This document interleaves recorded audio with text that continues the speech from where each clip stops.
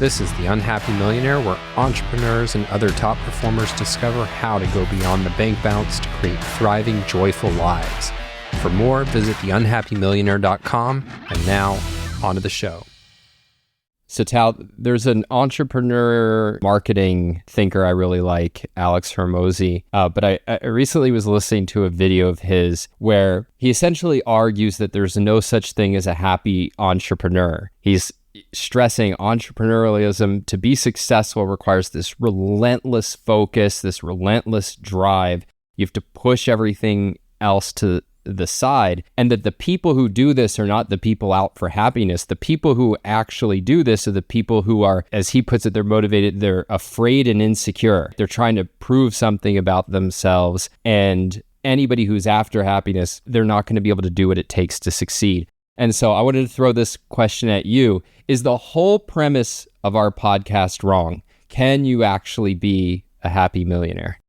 Let me answer with an example. When I go talk to younger people, I show a series of images on a PowerPoint, and I show people partying, driving in a convertible, throwing their hands in the air, having a lot of fun, people on the beach, someone relaxing in a beautiful resort, someone with his daughter on his shoulder. And then I go into somebody in the office with a serious face looking at the screen, and someone who's like an engineer, someone working on a design of something, and someone in a lab looking in a microscope, writing notes. And I ask them which one of them is happy. And of course, the most happy. So I give them a 5-6 option. And of course, it's always the father with his daughter on the shoulder. It's kind of evokes the most emotion. But, people like the partying part where people are really having fun. They seem like they're really enjoying themselves and so on. And very seldomly, somebody would say, no, I actually connect with a guy in the office or the engineer on some kind of a design where they're fixing the design of a product. And that shows you how the culture looks at this. And this is, I think, the source of his mistake. He doesn't even know that he's happy. That's the tragedy of people like that. For me, it was true for many years where I did everything right. I got myself to where I needed to be. I did the things I wanted to be, and I didn't know I'm happy.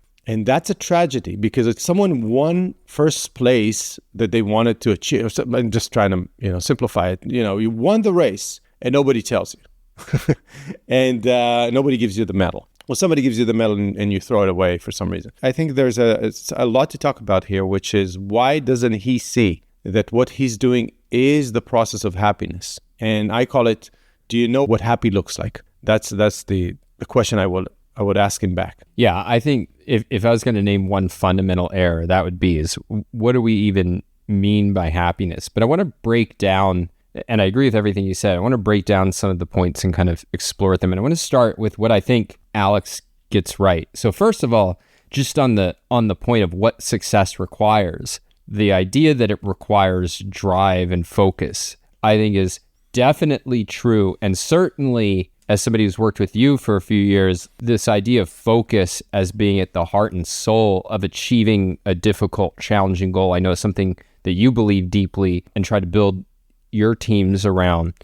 But maybe say a little bit about drive and focus, and then we should talk a little bit about how that integrates, or whether it integrates with other values in life, such as being the father with the daughter on his shoulders. Mm-hmm.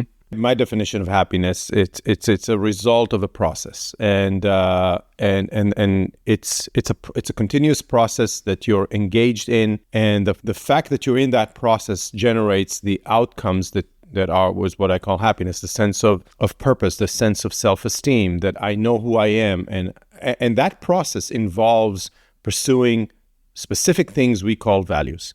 And in a career context, when you define a value, usually what it means is you want to achieve an outcome. You want to achieve, growing your company or, finishing the product or whatever it is that you're engaged in. And that is mental focus. Even people who are, my gardener who wants to be the best gardener, it might require what looks like physical work, but getting me as a customer and getting me to pay me what he wants and manage his employees and so on.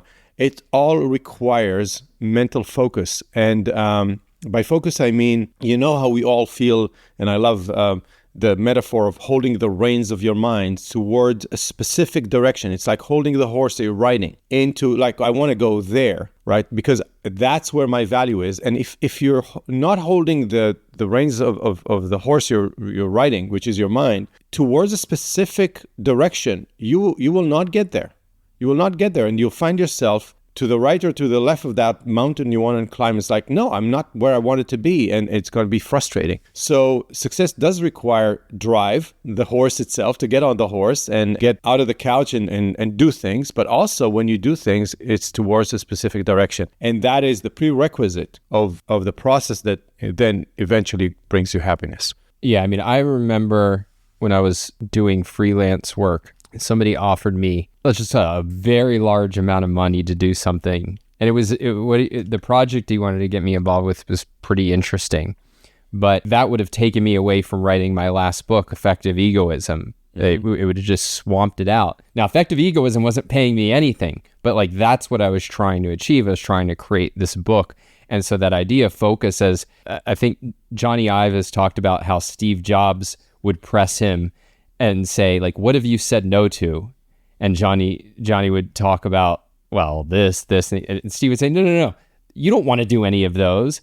What have you wanted to do, but you said no to because you're focused on your central priorities? And I definitely agree that's central. But then how do you think about that as integrating with other values in life? Because as an entrepreneur, was your experience that you had to give it all of your thought and focus? Were you able to pursue other values? Was it different at different time periods? Were there certain stretches where, no, I had to be in the office morning till night and, pay the price with health, family, other things like that? What does focus mean in the context of a whole life? There's a right way to think about it and a wrong way to think about it. And while I was in the Silicon Valley, I saw that a lot of it is the wrong way of thinking about it. It's like you have to suffer in order to succeed. That's the premise, kind of a very malevolent view of what does success require. So let me start with the wrong way, and then I'll move to the right way.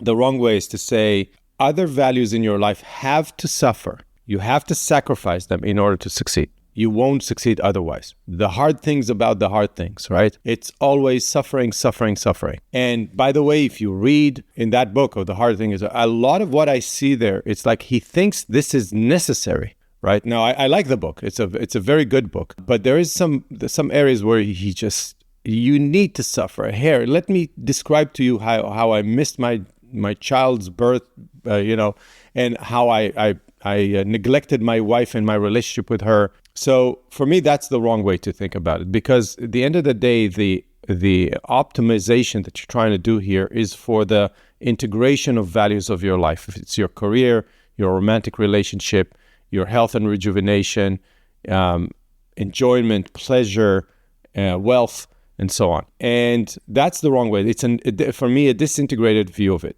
But where is it right? And this is why it's confusing. In some periods of your time, specifically in specific milestones of building a company or achieving something very hard, you do need full focus. And the rational way to think about it is like, I have to go to my romantic partner and tell her, look, this is going to be very hard. I'm just about to finish my dissertation. I'm just about launching a product. I'm just about preparing for the biggest event of my life. I'm going to be just not here. Mentally, I'm going to be focused. So for the next 2-3 weeks, I'm gone. This is what is important to me. And I think if they're rational and they love you, they will say, go get it. And after you do this concentrated effort, usually what happens, you're exhausted. And then you see that you have to wind down a little bit because your mind and your body need that rest. So an integrated view of your happiness and well-being, I think requires that. So peaks of effort are required. That is true, but let's not confuse it with like all the time. To take a really extreme example of this, I grew up in a military family, and every few years, my dad would have to go away for 6 months on deployment. And you had to set up a lot of infrastructure to keep relationships strong. There was a lot of community of the wives that would get together and keep each other sane during those periods. But it was exactly what you talked about. Hey, this is the job. Are you in? how are we going to make it work? Let's figure out a way to honor our values. But for these 6 months, I'm literally all in on my work. I'm in the other side of the globe. Thankfully, most jobs don't require anything that extreme. Yeah, but if you think about even relationships of top athletes, they're very strained, but the partner knows what they're getting into. I want to turn to then one other point that I think is true. And this is the idea of, I do think that many, I don't know how to quantify it, but there is a significant number of people who do get their drive and focus from trying to prove something about themselves, from they're insecure and want to show the world I'm somebody, or they want to show their father or mother, I'm not the nobody you think I am. I think that's true. I think it's revealing that success doesn't benefit them. I think this is one of the reasons that you tend to see high rates of drug and alcohol abuse and suicides by people who think, okay, I'll finally feel good when I get the world's adoration, or when I have $1 million or $1 billion in the bank account. And then they get it and find that, no, I still feel the same way. And a lot of celebrities and sports figures, that they'll talk about this. And then it leads to a real crisis, because it's, well, what do I do? Like, my whole life strategy, I achieved it. I didn't get the results I thought. What's plan B? So I think it's true as a sociological thing. I don't think it's anything like 100%. I don't think that's the only thing that leads people to really put drive and focus in the pursuit of ambitious goals.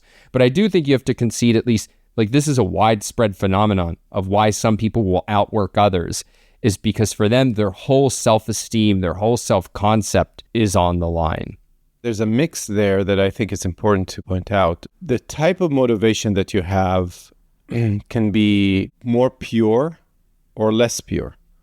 For instance, I just saw a documentary about Serena Williams. And in one of the she was on an all-time low, and then she was coming back, and then somebody told her she's fat.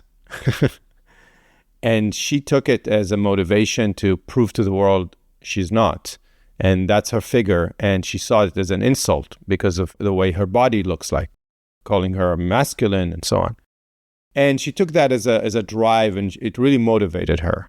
I get how she took it as a drive, but it's not the same or as pure or as rational as, let's say, Steve Jobs saying, I want to build beautiful computers. And Richard Feynman told a story that I'll never forget. He said, one day my dad took me out and showed me how he puts a ball on a cart, and he says, look at the ball. I'm going to pull the cart to the right.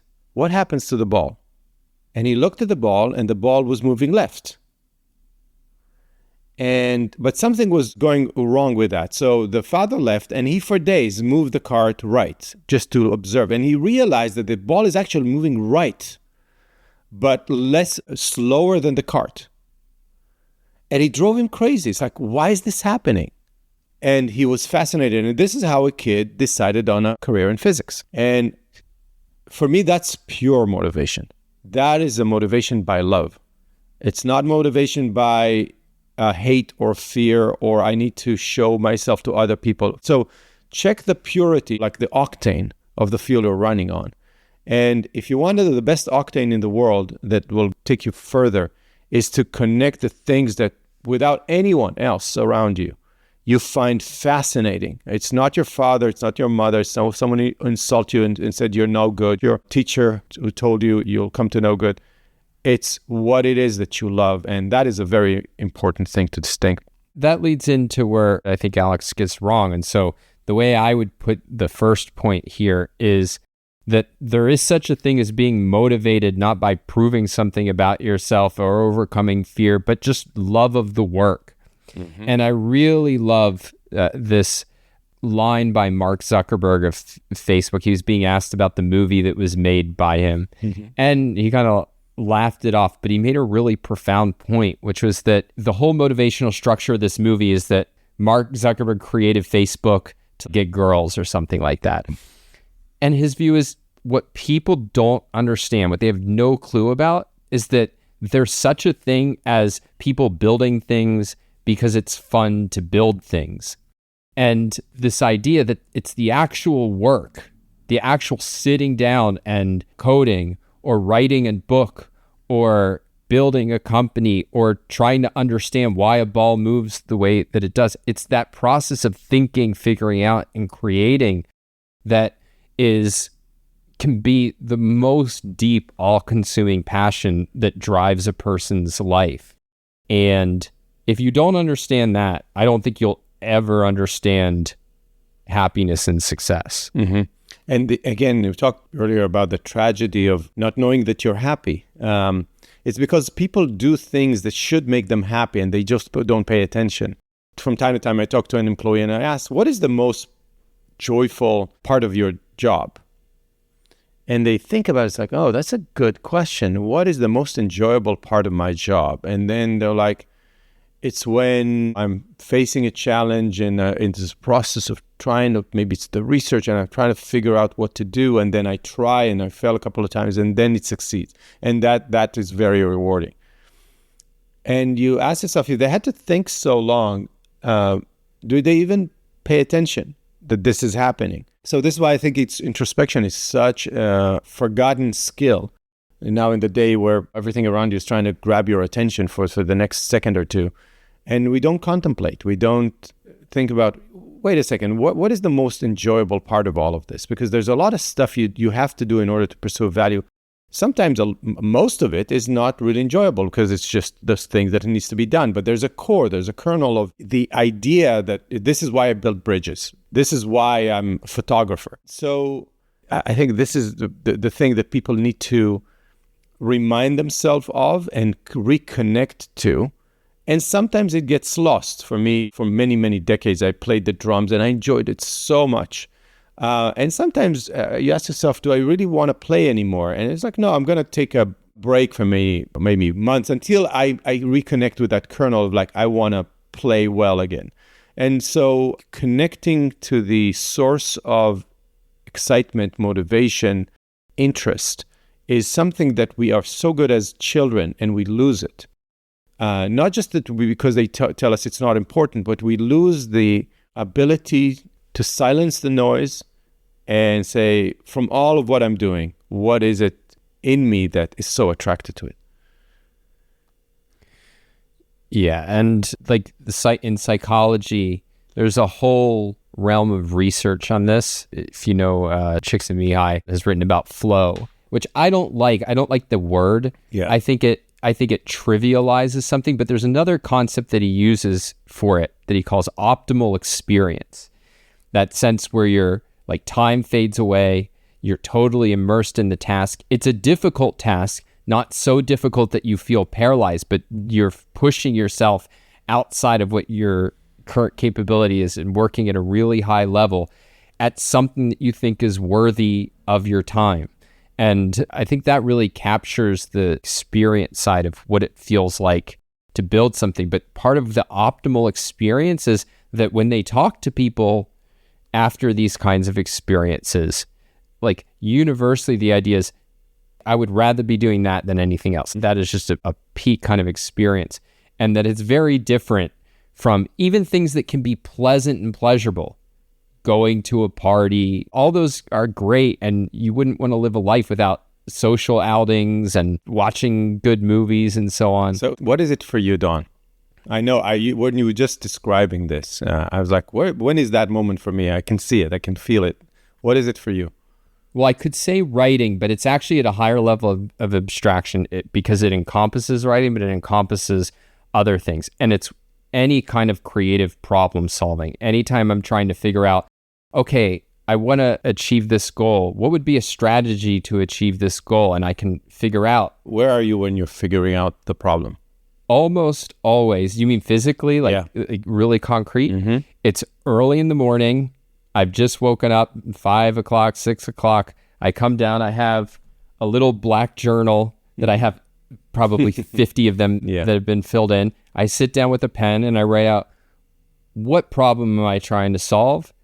And then my deliberate goal is to come up with a new idea that's going to solve it. And that is like, that's literally how it happens. And then if I get stuck, I have one other place that happens, which is I set down the journal, I go on a walk, and I talk it through until the solution emerges. Yeah. For me, when you were describing like let's say the annual conference for me last time was a really hard narrative that I was trying to convey. And it took me weeks and months to prepare. It's just like, how I'm going to say that. Do I use a video? Do I do this? Do I do that? There's a big announcement. Where do I put it in the beginning, in the end, and so on? And it was in the limelight where I couldn't see the audience. Lighting is all on me. I'm getting on stage and I have a sense of confidence that I know this is going to go well because I'm so prepared. And it's in the minute, it's like I have two minds when that happens. One mind is the one responsible for the presentation, and the other one is the one watching me doing it. And it's very hard to explain, but for me, that's the elevated sense, optimal experience or elevated experience. It's exactly there.